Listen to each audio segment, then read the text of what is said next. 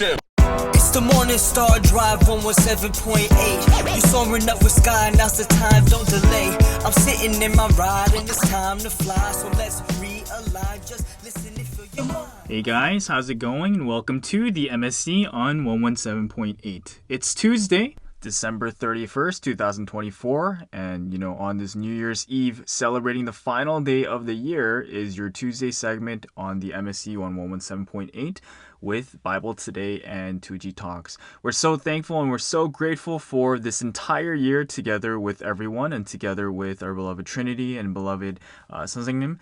And we're so grateful for all of the great things and the challenges that have occurred this year too. And so with that, let's go directly into things. How is everyone doing on this New Year's Eve? I'm sure many of you guys will be preparing for later tonight for the countdown and the beginning of 2025. And it's interesting, right? It's kind of how we spin things. And maybe I'm the one not being so objective, but I think I've always tried to have a glass half full kind of mentality. And I've been speaking about this with a lot of people, but really things depend on how we choose to define them, right? And recently the Trinity gave a message saying how in heaven, people don't use natural languages, right? The languages of the earth, but when they express things using the heavenly language, it's kind of portrayed perfectly like an image, right? Like a video, right? So that there's no mistake, right? And so I've talked about this with various different people, right? Even in our earthly communication, in various different forms, there's miscommunication, right? One of the things that we talked about today for us is Sunday here during our retreat planning meeting was that, when people text, right? Texting is now kind of an art, right? And depending on when, at what point in your life you start to text, there's nuances to it, right? People, nowadays, I would say that those who, really care about textual communication, they want to try to capture tone, right, in text messages. Because if you don't capture tone, right, and there's people who only portray meaning and only send forth content in their text messages, and sometimes they sound really mean, over text messages, right? If they're only trying to say what they mean, and right, they don't add emojis, they don't add words for tone specifically, and so in a lot of ways, our physical language has limitations, and there's a lot of miscommunication that happens. In text is one, another one is for us, our words define the things that we say, right? So if you choose to portray it one way, then it becomes permanently embedded in that way, right? And let's say there was never a word, right? And we see this out in the world today too, right? With the different things happening in the world. 5 years ago, we would never have described something in this way, but because we have chosen to, because people in the world have chosen to, it becomes an idea that's fixated in people's head. And so narrowed down on a miniaturized level, right? In a way that's maybe more clear to understand. Something we talked about this in in Sunday's message, right? He said that even this prison of living hell is defined by how we choose to look at it, right? For Apostle Paul, it wasn't just a physical imprisonment of a place of suffering, but it was a place where he was able to write the Bible, right, for the 2,000 years and for the New Testament history. And same thing for something too, right? Of course, objectively speaking, maybe it is a living hell and maybe it is suffering, right? Not just for something, but for each of us, maybe we choose to look at this year as a period of hardship. And I've seen many people define it this way, but he himself said in this week's message that, if you defeat the Satans and demons that are keeping it and that are trying to use it as a prison to bind his body, it instead becomes a fortress, right? A place where he's protected, right? So using those words, defining it that way, looking at it positively, looking at it not just from our thoughts and not just from one angle, helps us to view things in a much more different light. And I truly believe that that is important. So, when you look back on this year and when you look back on last year especially, I think people, by and large, when they choose to just naturally talk about this year and last year, they kind of talk about it in a negative way. And I'm not so sure that that's the best way to go about things, right? And it's not to say that it's not being objective, like when we talk positively about this year or that or last year, but especially when you say you're viewing it objectively and you're only pointing out the negative things are the only things that come to your mind, right? Because we chose to define it that way, because our mind can only be fixated on those things. And so for our final episode of 2024, I thought it would be good to go through a highlight, right? Maybe like a top 5 highlight. And I'm sure churches across, various different areas in America and, abroad in the English speaking world and in Korea. And I'm sure we'll do this later tonight too, right? That wherever you guys are, we'll do like a top 10 highlight, right? And I know that we do that, across Providence, for the final service of the year. But I think each and every person should do it if you have time. And feel free to leave it in the comments below. And let's say you can't come up with top 5, then, come up with top 3. And let's say you can do more, then come up with top 10, right? And share them with our brothers and sisters. And so I've gone ahead and kind of done this for myself too, because I think, right, like it's something that we all need. And I think it's really important to do. And so, like throughout, I would say, especially the last few weeks, I've kind of had a chance to like go through my photos. And I don't know what kind of people you are, right? Like for me, I wouldn't go through my photos and I wouldn't go through these things unless I had to, right? Unless there's a reason to. But because I was like looking for certain things over these last few weeks, like, I had to keep going back to my camera roll, right? And I was constantly reminded like, oh my gosh, like, this happened this year, right? I did this year. Like, I got to do this with my family, with my brother, and, with my friends. And I got to do this with members. And I got to do this within Providence. So there were so many moments because of those things where I got to reflect back on this year. And so whether or not you're a person who like constantly goes back through their camera rolls or never does, like me, I hope that, at this year end time, as we reflect on this year together with the Lord, that we will be able to go back and do that. And so here are my top 5 highlights for this year. Leading things off, first thing, around this time last year, I went over to Korea. In fact, I flew out literally on January 1st, right? And I landed in Korea on the 3rd. And starting from that time, I got to spend, the first 15 days of giving glory, in Korea, and going to Warmyeongdong as soon as I got to Korea. And within those first 2 weeks, I think I went to Warmyeongdong like 3 times, right? Like once was for the Busan church, once was for the family department, and once might have been for, I can't remember what day it was. Maybe it was second generation or SS or one of those days. But yeah, I got to go 3 times during that duration. And, for those living in Busan, that's kind of crazy. Like you might be able to go twice during that time, like for your department maybe, and maybe for the church. But it's really like not common to do even during that time, right? And so, going to be able to do that like from the very beginning, that was really amazing. And kind of in line with that, right, there were various like tours of Warmyeongdong, and even like it's crazy because for myself, like there haven't even been many times where I got to participate in a tour, like where I got to listen and like have things explained to me. So like even for the past like 27 years, I haven't really even been able to do that. But this year, there were like multiple instances where I actually had to help out during a tour, right? And guide other people in a sense, which is crazy because I don't know anything, right? But the specific role that I had to play a number of times was to be an interpreter. And to like kind of go around like with the experts, right? The pastors who know all the stories, who have all the various different experiences, and interpret for like, for the people there, for the English speaking people there. And that was an incredible experience because, there's like a difference between listening and speaking. And like, doing it with your own lips. And, while interpreting, right, it's different because it's not your own words. Like you still have to expend the brain power and the effort to do it. And so like, it was like entirely different. And like each of the things happened in a way where it was kind of unexpected.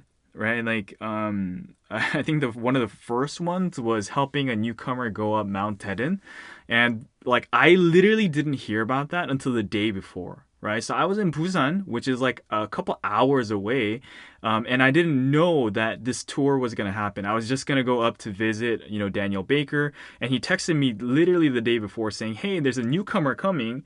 Would you like to go on the Mount Eden tour?" Right? And so when he first messaged me, it wasn't even about interpreting, right? It wasn't even about helping. It was just like joining together with this tour of like with the main pastor who does the Mount Eden tour, like who's gone up that mountain like hundreds and thousands of times, like doing this tour. And so I thought initially I was just participating, and then when I got there, it turns out that the newcomer only, they're like a European person, so they speak English, but they definitely don't speak Korean. And I kind of assumed that Daniel Baker would do the interpreting. Not calling out Daniel or anything like that, but like on the spot, I had to do it, and I was grateful for the opportunity too, because I really gained a lot from that. And the past meeting the pastor was really amazing too. We've made a really meaningful connection, and we still stay connected afterwards too. Right, so that was kind of the first very unexpected tour of Wonmyeongdong, and following that, there were two other major times of interpreting and of doing like a tour Wonmyeongdong.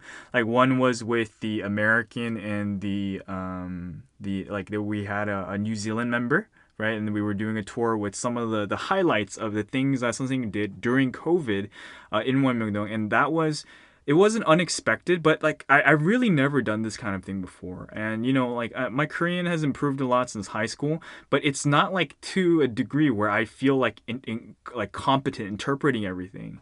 But even with that too, God provided someone whose expertise in Korean is better than mine, but who isn't like outgoing enough to and like who wouldn't necessarily have the desire to be the outright interpreter, right? So I was the main person interpreting, and this person was like helping me with all the words that were difficult. And like a lot of times, even if I didn't hesitate for a second, if that person felt that it would be like a difficult word, they would whisper to me ahead of time so that I would have it on the go, on the fly, right? So like God covered up all the areas that we lacked in, and yet we got to gain this extremely valuable thing, right? So we got to do this tour like with the AP team.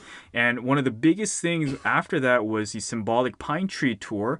And this one involved not just American members and New Zealanders, but we had, members from Vietnam and Singapore join. And so it was a big room. And this was also kind of unexpected too, because it was the first international group to hear the Symbolic Pine Tree Tour. And I was like not dreading this, but I was like, God, if this works out, it's entirely you, it's entirely the Trinity and Jesus and something who have prepared, because like there's no way I could have done that tour, right? I knew so little of the words. It was like very technical, and like it involves stories that I'm unfamiliar with, like Korean like cultural things that I wasn't familiar with, and God yet He provided in the same way that He did for the previous tour. And not just that, like I think I really felt the power and the like that incredible working of the Holy Spirit during that time, right? And I was like telling people, right, this is like the most amazing thing. And I think I gained something that just the people who were listening there did not, right? And there were like many other things during that time, and so this was like the Korea trip. And even while I was there, I got to go to various different places in Korea.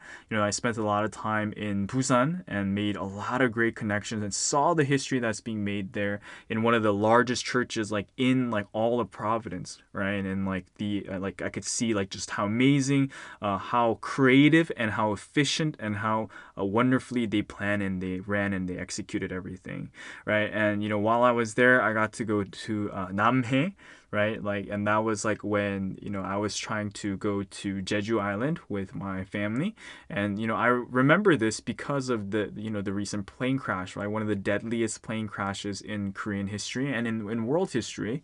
And it's some similar kind of thing happened where we couldn't go to Jeju because there was unexpected weather, and so we went somewhere else. But in this place, it turned out there were incredible stories with 선생님 there, right, from after 2000. 2018, right? And then we unexpectedly got to get a tour of the area with the pastor who was really knowledgeable about the area, and we got to learn about it in detail.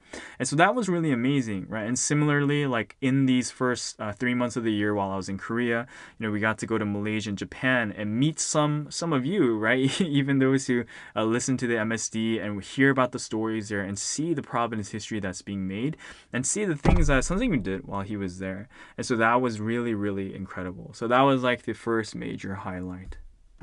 And so, yeah, I don't know if for the members listening, if there's something comparable, for you guys, like in thinking about this previous past year.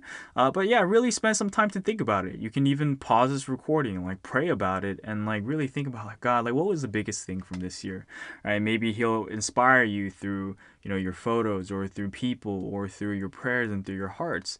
And another thing too, yeah, like even I mentioned just now with the Jeju air like plane crash, right? Like I was supposed to go to Jeju Island, but like because of like adverse weather, we went to this other place instead, and we got to see this amazing place with tremendous stories with Sunseung.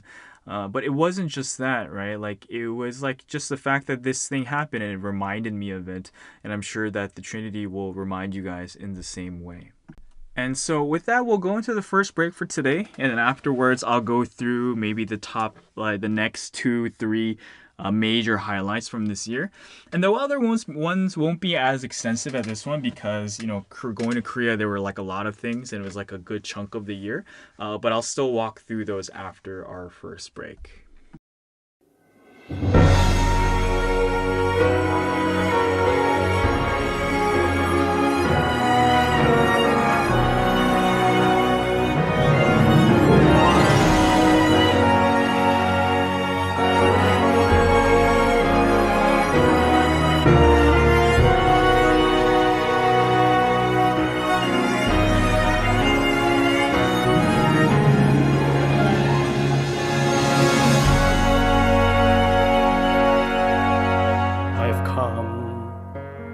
To this dismal world.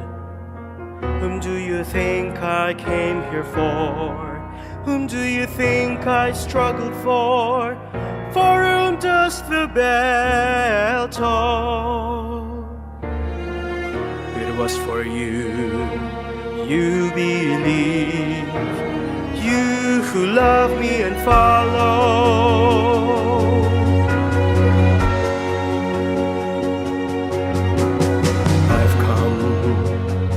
To this dismal world. Whom do you think I came here for? Whom do you think I struggled for? For whom does the bell toll? It was for you, you believe, you who love me and follow. No hesitation,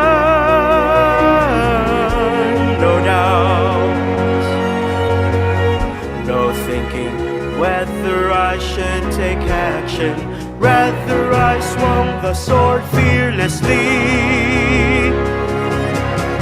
No hesitation, in one single strike, from the east to the west, from the north to the south, fast as lightning, heaven's sword, massive and mighty, great and low. With one strike, I swung this great sword of the word.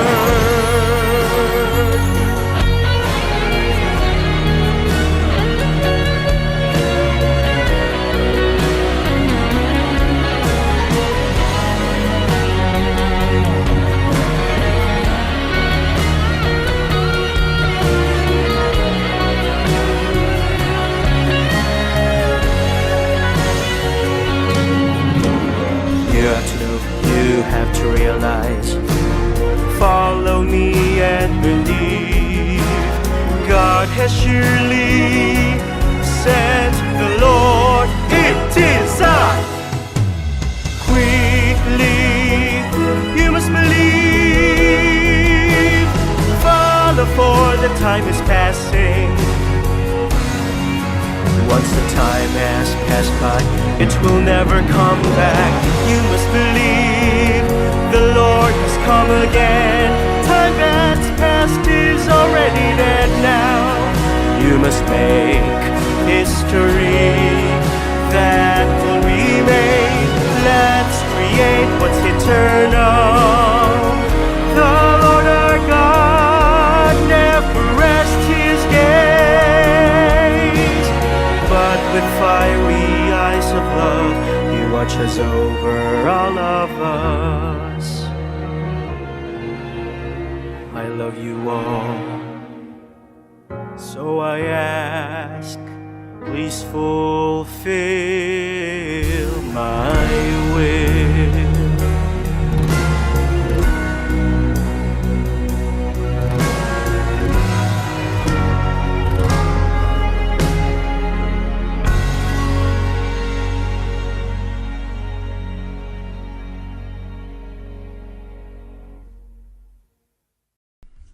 Awesome. And so hope you guys enjoyed that first break. And kind of like related to this, I related to the song Whom Did I Come Here For? Right? Like like all of these highlights for me, they definitely involve Sonsingim and the Trinity and Providence in some way. And I think this is a big difference. I hope this is something that members feel, and honestly, like with the second gen retreat coming up soon, it's something that I definitely hope that the second generation feel.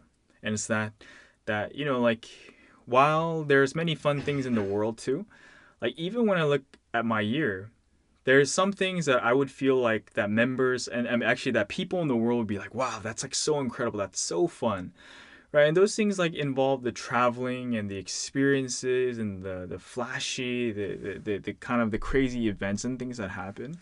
But actually, like for me, like after doing all those things and experiencing all those things that the world thinks is exciting, the most exciting things all involve the things that I've done for Providence, right? Because there's a deeper significance and a meaning to everything.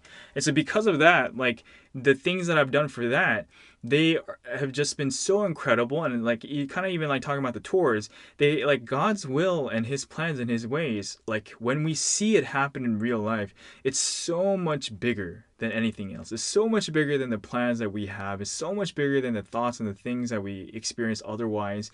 And so it's like incomparable, right? So what can you do after that, right? Like would, bungee jumping off of like off of a cliff, would like going on roller coaster rides, would, like going traveling and seeing these incredible places. Does any of that compare, right, to like working according to God's will and seeing different things happen, hearing the stories about the things that the Trinity have been doing?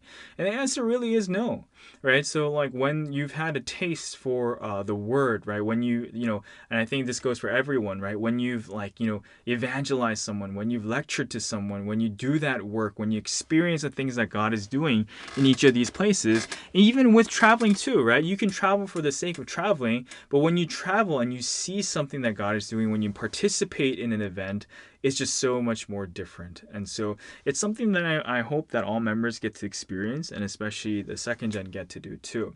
And so for the remainder of the highlights for me, and even the first one, right, like going to Korea and Warmyeongdong and spending the time there, they all have to do with this, right? Like, the things that we do for God's history, because there were other things too, right? Like things that like I would say like, maybe were a bit more, not even worldly, but just centered on like non-Providence things, like going to my friend's wedding and going and having fun with, the people here and such.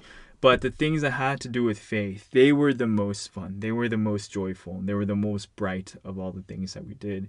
And so the second highlight is evangelism throughout this year. And this too was kind of shocking. Like today, we were so tired. Like yesterday we went to Universal Studios here in Orlando. And so today we were kind of exhausted, right? So after having like Sunday service, we were all kind of like tuckered out a bit. But like while we were like kind of like sleeping throughout the day, I got a text message from, our in our family chat with my mom, and she said, Oh yeah, Eddie got he got the ministry award from the church in San Francisco, along with other people who have worked really even much harder than me in terms of ministry. But this one was such a pleasant surprise, and it was very unexpected because I don't think ever in my life did I ever expect to receive anything ministry related. And it's not that I evangelize like a ton of people or anything like that, because to date, like at this time at this year, there haven't been any people that we really passed. But thinking about it this year, like there were so many things related to ministry, like both here in Florida and the award came from San Francisco, from back at home in San Francisco, and I could see like where it was coming from for them, right? Because even in the short time that I was there, after coming back from Warmingdong and spending the recent few months there, even while studying for the exam and applying for law school and waiting for it and stuff too, I got to, go to cafes and like talk to people at the word, talk to people like while translating peace soccer. And one of the biggest highlights for me was connecting my friends, right, from all the way from high school to Providence, right? Like through hiking with them during that last month that I had at home and going hiking every single week. And then eventually being able to connect like 10 of my friends to church members, right? And even if that wasn't specifically like something that led to evangelism, it was something that that could be a challenge, right? For it was a challenge for myself, and it could be challenging for many other people. And it's not just to say that it's difficult, but it's also something that many people desire and that they treasure for themselves. And so that was really amazing, right? But in terms of evangelism, I got to talk to a lot of people, which I would typically not necessarily want to do, but I had a joyful time doing it, and miracles happened through it. Right? Like talking to people while translating peace soccer and then making connections. It was like, even this week's message, something he was talking about with Joseph, right, in prison, right? He met someone who changed his destiny, right? And so through evangelism and through meeting lives, who show that God is working, right, in our lives, right? These lives show that God is working in our lives, right? And so even during in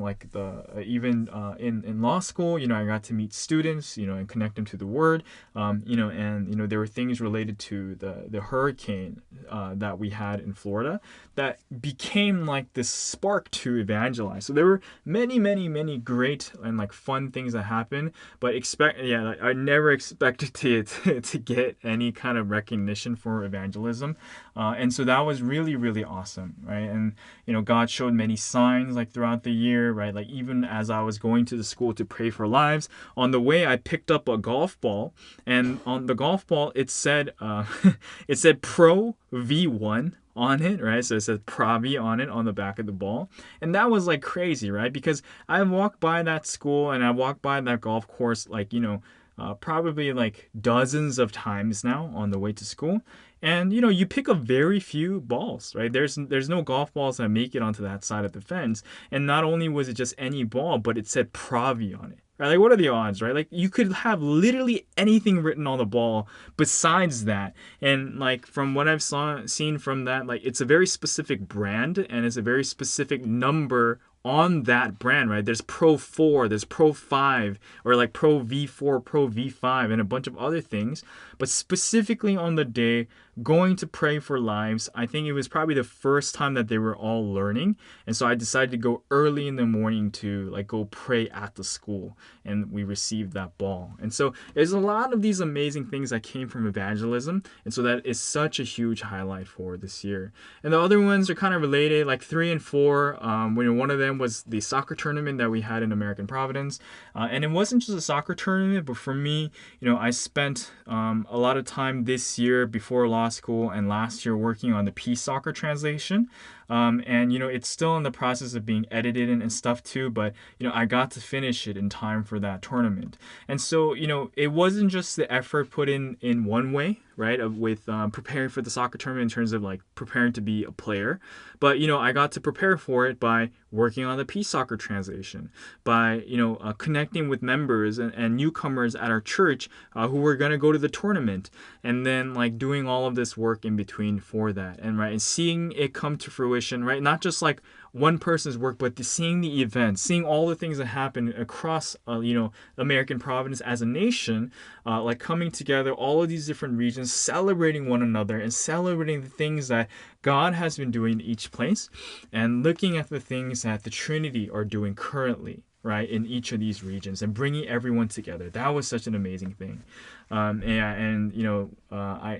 of the final highlights for this year was with coming to law school, right? Like there were many things on this journey, and this wasn't just limited to this year, but there were many challenges for this too. And I think like even as something mentioned this week and in the message, right, his thing about like how like the function that this fills really defines what this is, right? And I think like for law school, for the law students, their function, their priority with law school is to get a law degree, right, to become lawyers. And that's kind of like and that's definitely something even for myself too that I think about, right? But for them, right, even if you choose to define it that way, like one of the biggest definitions is that they care about physical success, right? They care about money. They care about the title of being a lawyer. They care about fulfilling their ambitions and like becoming successful in terms of the world, in terms of their standards. But I think it was just even a couple of days ago I had a dream about this, and like I was eating with the law school students, right? And like like I can't remember precisely like what was happening while eating with them and stuff, but like it was like in an environment that like they were like kind of not doing unnecessary things, but it's like they're living for the world, right? And so it was kind of like an environment where they were living for the world, and this is their thing. It's like kind of like the messages recently about like, yeah, even if you believe in God, like what time period you live in matters, right? And so what you're aiming for matters. How you're choosing to define things matter. And so for them, since they're choosing to define, coming to law school and all of these things only according to the world standards, that's all they will get out from doing it. But for us and for me, I want to look beyond just what the world is going to give us, and just looking at it in terms of the physical way, and just thinking about the school in terms of being a lawyer and the physical things that contains. But instead, I want to see what God has planned for this place and for myself and for Providence as a result of these next 2 years, or 2.5 years now. And so already I see that God's plans are different. And I think that dream kind of showed me, like, as I was eating and spending time with them, I think they were like eating outside, like in the rain, right? Even though it was raining and it was dark outside, they were still like kind of just sitting around in that environment, right? And they were like sitting around as if it was completely normal. And I was like, wow, like, so I shouldn't live like them. I shouldn't have just their goals as my own focus, but, I should live as a member of Providence, right? With a different mindset, with a different focus. And so, like already, like as we talked about with the ministry thing too, like there were many amazing things that happened, and I know that I can't let it fall to the ground, and that we have to make it bear fruit. But yeah, while I was here, there were like 2 hurricanes, and like one extremely major one that was supposed to hit. But because of that, I got to go up to where the other members here in Georgia were, right? Where we'll also be going once again for this upcoming second gen retreat. And, we'll get to experience, like throughout that hurricane, I got to go there and connect with the life. Right, and that became the start to like inviting people to lives, inviting lives to a Bible study, and like having like 6 law school students all of a sudden meet together for the first one, and having at least one person consistently learning to date, right? And not just that, but I really got to connect with the members there, whom I think being in Providence, right? Like after you get to a certain point, you love everyone, you love all of your brothers and sisters, but it doesn't mean that you get to interact with every single person.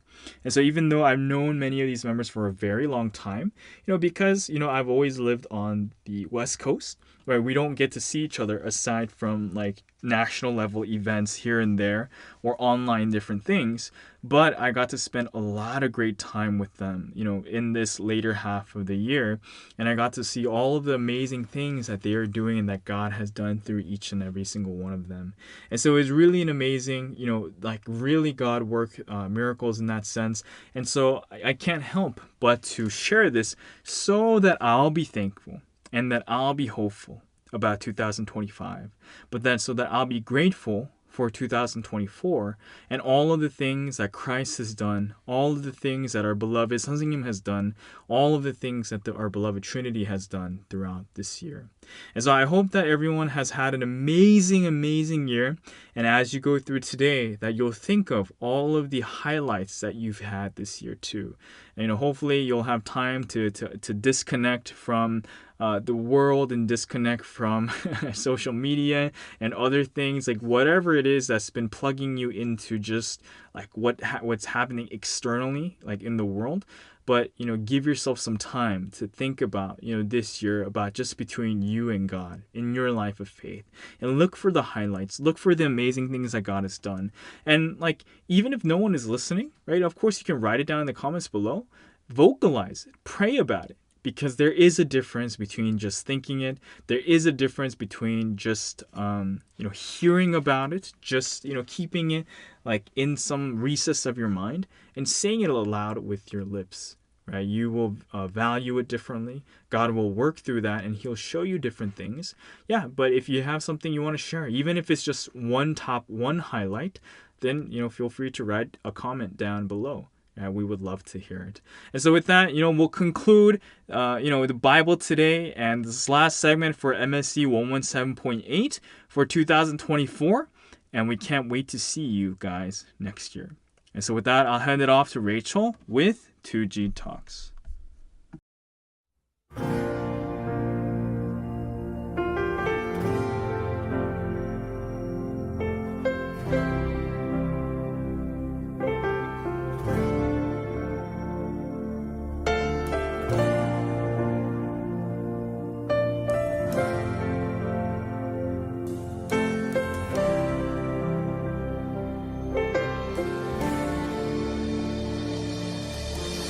Give thanks with joy. Pray and converse without end.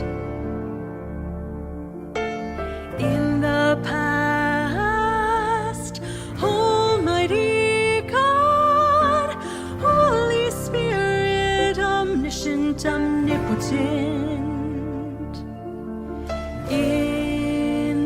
perfect love, they were by our side, always helping. In their grace they saved us from the life of death, and they helped us countless times. They saved our lives, they poured out their love. So we give glory.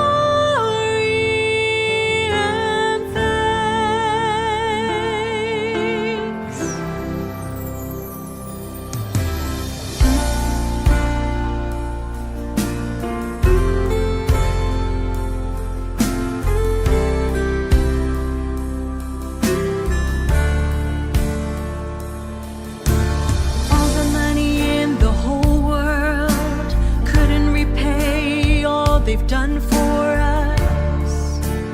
We will show our thanks only through love. Our hearts burning. We'll give thanks daily, thinking of their love. We will always give thanks.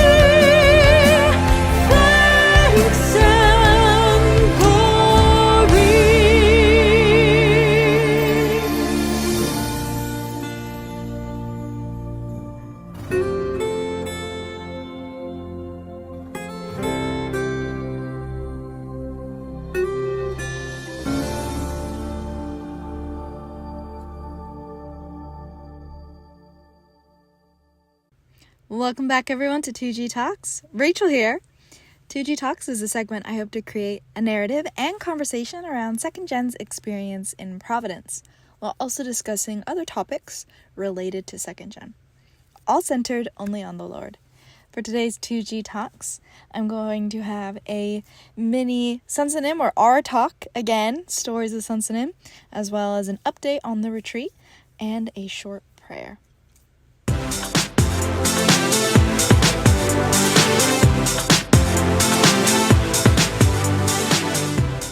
Hey y'all, I hope you had a very Merry Christmas and a wonderful time with your families, especially during the end of this year of 2024.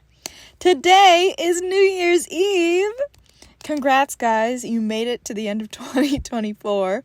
Hopefully it was an easier year for you than 2023. Are you guys excited? Do you have any fun plans for this wonderful New Year's Eve day? I hope you are doing something wonderful and spectacular. Usually here in Texas, fireworks are a really, really big thing. Although I happen to live in the main part of the city, which, by the way, it is illegal to light and have fireworks. In the neighborhood where I live, no one really abides to this law.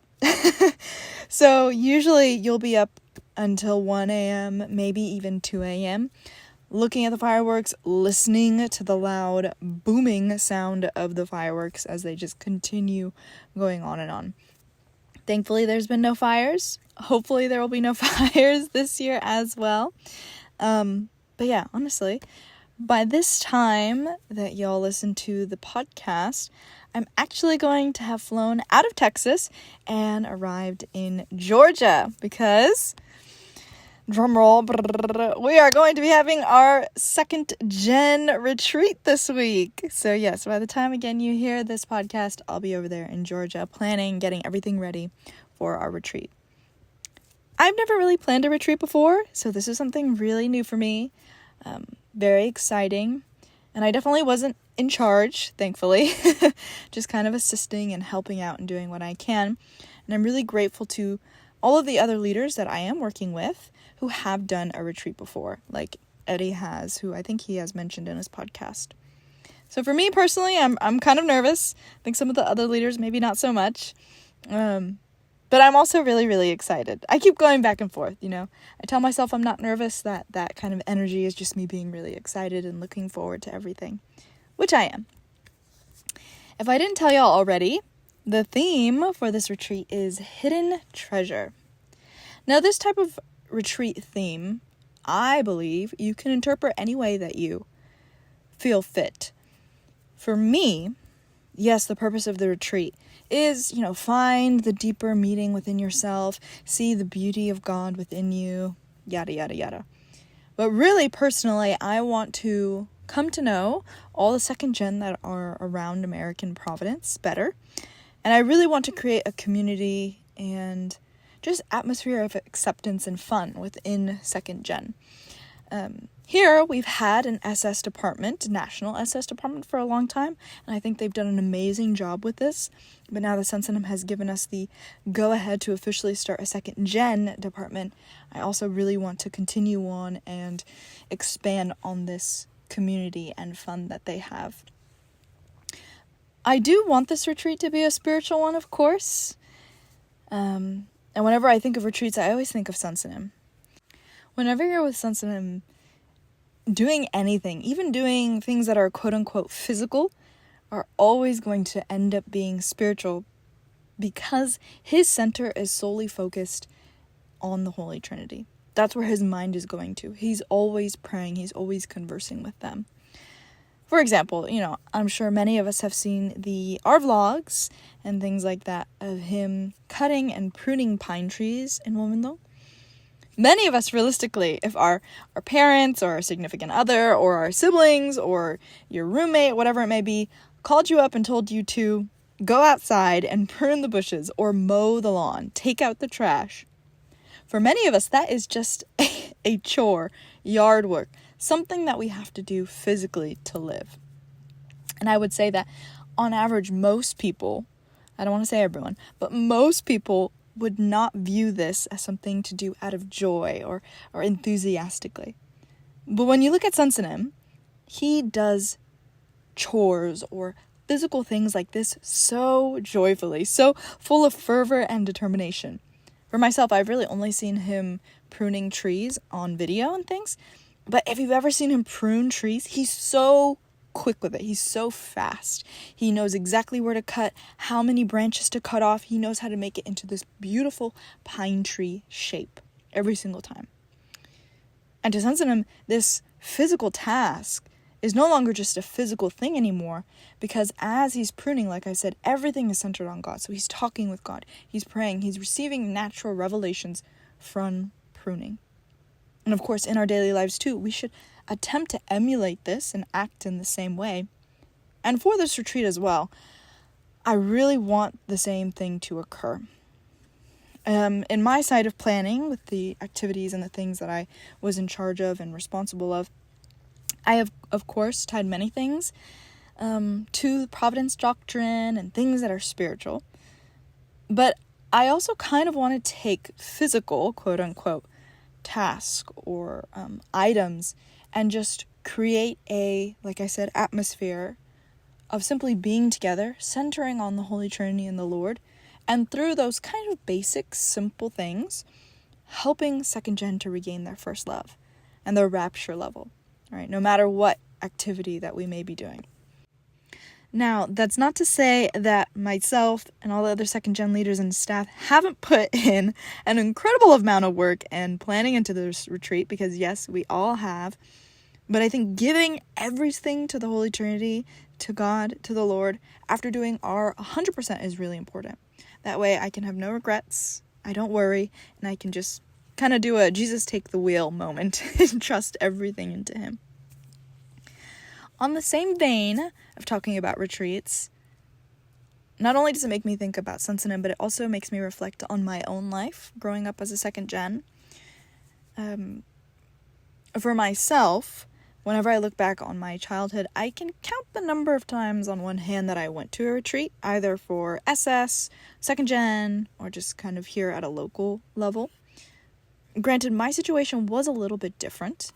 Because my parents got divorced around the time that I probably would have joined a lot of the retreats that were planned, it is very likely and possible that I missed many past retreats that were held. So from this kind of reminiscing on my past experiences at retreats, there's two stories that I wanted to share with y'all today. So the first is actually a story that has to do with a retreat that was held at my house. I think Pastor Skies talked about this a little bit. Eddie maybe too. I can't really recall. But this retreat took place, I want to say when I was in high school. So either I was 14, 15, 16 years old. And I believe it was, I don't want to misspeak. Perhaps for second gen NSS, possibly. Now, there's one specific story that I want to talk about. It's a little bit gross. Maybe you'll appreciate it. Maybe you'll find it funny. But yeah, so it was at my house. And a lot of the second gen and SS came from across the country here to Houston to be together and have kind of a mini retreat. I remember it being a lot of fun. Of course, I wasn't in charge at all at the time. But because it was held at my house, I kind of ended up being one of the cleanup maid crew people. That was my duty, my role. And simply because it was my house, right? My mother's house, obviously, but because I live here, then naturally, when things would occur, people would either come to my mom, as she usually would be cooking or doing something else, and so then people would come to me, and I would end up cleaning. So I have a lot of very vivid memories of me cleaning up after our wonderful second gen when I was in high school. I do remember that time being a really eye-opening time, just seeing that there's other second gen, seeing other young people my age who also were in Providence. And I do remember feeling comforted by that thought, knowing it wasn't just me. I wasn't alone in this history, right? But going back to the kind of funny story that I wanted to share, I'll have to say that, so in this one house, at my house, there wasn't that many people that came for this retreat. So we were able to fit all the guys and all the girls. The girls stayed on the second floor of the house, so it was segregated, and the boys stayed on the first floor in certain rooms. So we kept everyone separate. Of course, the girls, we had a really fun time together, playing games, talking, eating, and it was really interesting and different to see how, again, different boys are. I do have a younger brother, so I kind of know how guys are, but it's kind of a 2 versus 1 situation with my brother. It's me and my mom and my brother. So usually the girls get our way. But here it was, during this retreat, guys and girls. So yeah, there was a lot of culture clashes, I would say, in regards. I remember one time the girls were getting ready to go to bed, and the guys were still up, doing whatever they were doing. And I recall being called downstairs to help clean one of the numerous spills that the guys had done. And I remember hearing laughing and then kind of the gagging sound. And just people, guys running out of the guest room. And I was like, what is going on here? And so I just kind of I didn't peek in or anything because it's the guys' room, privacy, that's very important. We need to keep things separate. But I kind of just looked at the guys' reactions and to see what was going on, and a lot of them, like I said, were gagging, and eventually it turns out that they were having a farting contest. So they were all farting in that one room, trying to see who could last the longest in the disgusting room of farts. So that's one of my experiences at a retreat. A second experience at this retreat, which was held at my house, was same room, the guest room. The guys were trying to use the shower, and it ended up being clogged. So, as the maid of this retreat, my mother was busy doing something. I think she was out on some errands buying more food. And so, guess what? They called lovely old Rachel at the wonderful age of 15 to unclog the shower for them. I remember the amount of hair and filth that they had in the shower, and just being like, wow. So, honestly, that is the main 2 stories and experiences that I had regarding retreats. I can't remember any other kind of retreat at that level. Remember, American Providence at this time was really small, and we still are very small, so it makes sense. But I do recall those kind of gross, vivid, but almost nostalgic and kind of special memories to me, although it was very disgusting and I hated it at the time. I look back on it now and I really do enjoy reminiscing, and like I said, they're very special and meaningful stories to me. The other story, though, that I wanted to share is less gross and less funny, but more meaningful and wonderful, because the second story that I want to share is actually a Sansanam Talks, or an R Talks. And this is a really special one because it's actually my very own story with Sansanim, and I think one of my only ones that I have personally with him. So I'll go ahead and get started. The only times I've been to Korea, I want to say 3 times I've been to Korea, 3 to 4 times. There was one in 2023 when American Providence went to Korea, and then the previous one was in 2019 when American Providence again went to Korea to actually see Sansanim after he had been released. Now, of course, this is not officially titled a retreat, but it is a American Providence Korea tour, so I'm going to kind of put them in the same category. Now, for me, at this time, I was 19 years old in 2019, and I was coming to terms with my faith, and I was getting stronger, I think, in my conviction in Providence, but I was still wavering, and 19, you're still a teenager technically, even if you feel like you're an adult. So there was a lot of that going on. I think American Providence stayed, I want to say, a total of 2 to 3 weeks. I believe Texas, we ended up staying a week longer than the majority of American Providence did. And when Sansanim was out, I remember being in Korea, it had to be one of the most extreme 2 to 3 weeks of my life. The schedule that Sansanim is on is simply incredible. It's indescribable. I was not expecting to be pushed to those limits when I went to Korea in 2019.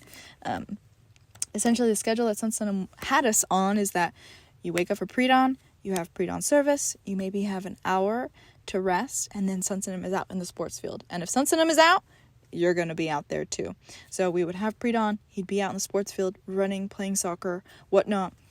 He may go off, start pruning trees, walk around Womandong, have a meeting, who knows. So you may have an education while you're waiting for him, possibly. The day can move on, kind of continue. And then later in the evening, usually he would be free at that time, so he would come out again. He would play sports. So usually, I want to say this started around 8. And so from 8 until 10:30, 11, he'd be playing sports, talking with people, conversing with people, showing people how to play sports. There was soccer, tennis was a really big thing as well that was played. I remember Sensitive playing that a lot. And we would sit around the field and kind of watch him and cheer him on and cheer the people that were playing with him. During the day, Womandong, of course, during the summer is quite warm. But actually at night, it can get kind of chilly. So even though we had these giant beaming lights pouring down upon us from or onto the field, it was still quite cold. So we would always have to bring a jacket or something along with us. Because we were in Womandong all day, that means you're constantly walking, you're not really sitting, and you're definitely not sleeping as much. I remember on multiple occasions when we would be sitting, kind of waiting around for Sunsunim or about to go on tour around Womandong, that I would just sit down and fall asleep on a rock. I remember a lot of Korean members would walk by and kind of whisper to themselves, and I imagine they'd be saying something like, "Is that girl okay?" Because I would just be sleeping on the rocks, did not care. But I was simply so exhausted because you would get to your hotel after playing sports with Sunsunum until 11. You'd get back to the accommodations maybe around midnight. And then you would have to wake up the next day around 3 so that you could get onto the bus that would take you to the bottom of the hill to Womandong. And then you would walk up the hill. Then you would have service. Then you would sports. Then it would just continuously again and again and again every day. So on average, we were having maybe 3 to 4 hours of sleep with intense exercise, completely different foods that I had not really become used to, and even the altitude. In Houston, the altitude is at sea level. So we have no hills, there's no mountains, everything is really, really flat. Womandong is literally up in the mountains. So by the end of this trip, my ankles and my legs had swollen completely. I'd never experienced anything like that in my life before. It was insane. But going to my story with Sunsunim, it was at this point, let's say the last day of the trip that we were going to have. And it was the day we were going to leave Womandong, head to the airport, and fly back to America. Like I just told you, that was our schedule every single day that we were there in Womandong. And so by the last day of us being in Womandong, the amount of people that were showing up or going to Womandong to have pre-dawn had slowly been decreasing every single day. And on this last day, almost nobody went to Womandong for pre-dawn. I don't think a lot of people woke up. I almost didn't wake up. Thankfully, the Holy Trinity used my mother, who quite literally, dragged me out of bed and took me to Womandong. I was fighting her so much. I was so angry that she would wake me up because I was simply so physically and mentally exhausted from this strenuous trip that we were going on and doing to see Sunsunim. And I remember when we got on the bus, how tired and mad I was. During the pre-dawn service, how tired and furious I was. Just as the hours continued, as I was still awake, I got angrier and angrier and angrier. Even by the time service ended, I told my mother that I was going to go sleep. And she's like, "Where are you going to go sleep? There's nowhere to sleep." And I just kind of walked away from her. I just disappeared. I did eventually find a place to sleep. if you would like to take a guess, feel free to take a guess in the comment section where I ended up falling asleep in. I was so angry and upset, I decided I would sleep in the most appropriate place. So I walked out of the 316 Memorial Rapture Hall, and I marched straight to that gazebo in the middle of the pond. I walked up those stairs, and I shoved my body and nestled it right underneath I don't know if you've ever been in the gazebo. There are these almost chairs, or there's like a wooden slab that goes around the exterior portion of the gazebo that technically you could fit a backpack underneath. Well, I was quite young then, so I was able to kind of nestle myself underneath those seats that were there. And so I slept in the gazebo underneath the wooden planks that were the seats. And it was really cold, so I kind of just curled up into a little ball, and I slept there. I don't know how long I slept there.